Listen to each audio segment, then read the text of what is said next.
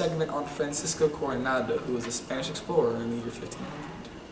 Yep, so Francisco Coronado was born in 1510, and he grew up in Salamanca, Spain, where he was one of the younger children of his father, who was Javier.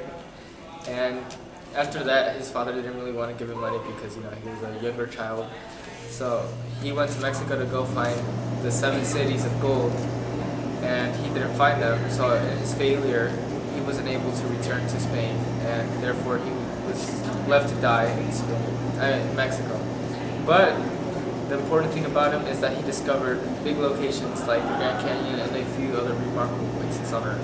Yep, and his crew that he traveled with consisted of 300 Spanish men, which is a lot of men, and 1,000 Indian slaves, which is a pretty big number, considering that they were on not the biggest ships. Yep, so we'll see you guys next time on Team19 News. Yeah. We asked you to ask us questions about Francisco Vasquez de Coronado, and you guys sent them to us, and we're going to answer them. First question is by @JustinBieberFan555. He asks, what was the hardest part of his exploration? Well, the hardest part of his exploration, there was actually 3 parts to it. The first one was accepting the failure that he didn't actually find the 7 golden cities that he was meant to go and find and become rich off of them. The second failure was, not failure. The second most difficult objective was to collect the 1,000 slaves, the Native American Mexican slaves, because they were also they weren't very towards the idea that they weren't very positive towards the idea that they would become slaves. And the third one was not going back to Spain. It would definitely hit him hard. And we're back here, and we got another question from Twitter, and it's from Basketball God at 676, and the question is, why didn't Francisco inherit any money from his father? Okay, the reason he didn't inherit any money is because he was the youngest brother, which I guess means that if you're the youngest, your dad doesn't want to give you money. Doesn't really make sense, but I guess it worked out in the end, kind of, because he did discover the Grand Canyon, and apparently that place is really nice, and he discovered a couple other things. And yeah, but I guess because you're the youngest brother, you can't get money, which that's how it works now.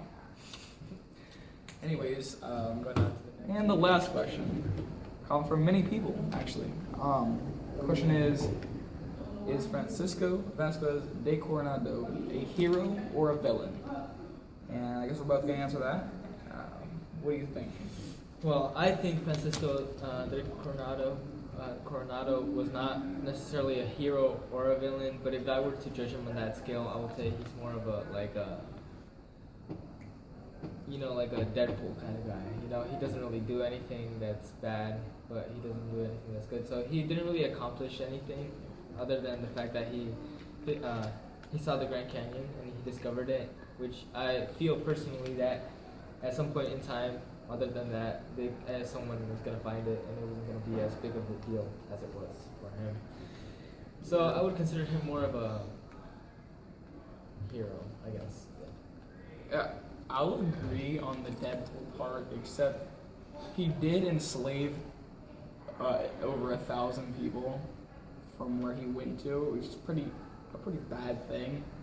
And then later to find out that there was no wealth in the 7 cities of gold and the Grand Canyon, you found it, congratulations. Like, I would consider him more of a villain than a hero, because he didn't do anything heroic. I mean, he traveled, he sailed, and then, bam, he found nothing, and he enslaved billions of people, or thousands, so I'll consider him a villain. Well, anyways, that's going to be it for Team19 News, and See you guys next time. We're out. okay.